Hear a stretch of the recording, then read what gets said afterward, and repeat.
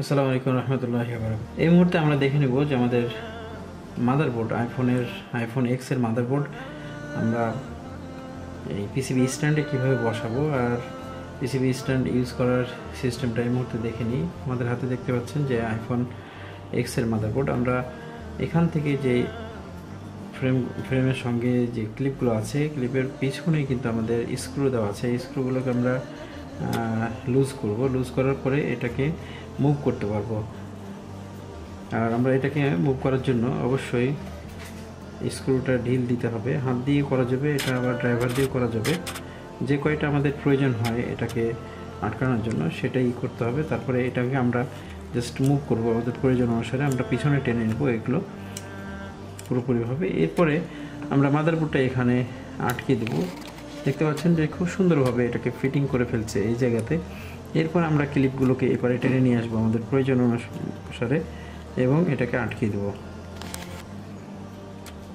দেখতে পাচ্ছেন যে সুন্দরভাবে এটা আটকে গেছে। এরপরে আমরা এটাকে টাইট দেওয়ার জন্য অবশ্যই এপারে স্ক্রু যেটা আছে এটা আমরা হাত দিয়ে অথবা স্ক্রু ড্রাইভার দিয়ে এটাকে টাইট করে নিতে পারবো।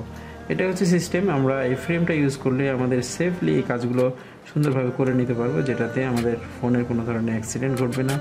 মাদারবোর্ডগুলো ধরে রাখাটা আসলে খুব জরুরি। আর আমরা দামি দামি ফোনগুলো যখন কাজ করব অবশ্যই এটাকে এভাবে আমরা পিসিবি স্ট্যান্ডের সঙ্গে আটকে রাখবো, না হলে আমাদের মাদারবোর্ডগুলো একটু নড়াচড়ার কারণে অনেক ধরনের ক্ষতি সাধন হতে পারে। এটা আমরা স্ক্রু ড্রাইভার দিয়ে এখান থেকে আটকে নিতে পারবো। আর এর সঙ্গে স্প্রিং দেওয়া আছে, স্প্রিংটা দেখতে পাচ্ছেন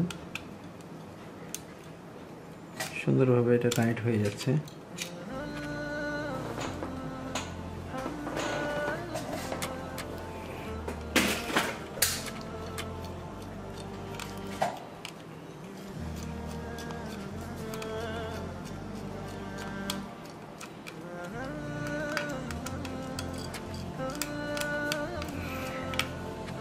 মেকানিক্যাল কাজে আসলে বিনিয়োগ করতেই হবে। বিনিয়োগ না করলে কাজের মজাগুলো পাওয়া যাবে না এবং কাজের সাকসেসফুল যে বিষয়টি সেটা অবশ্যই অনেকটা দূরে থাকবে।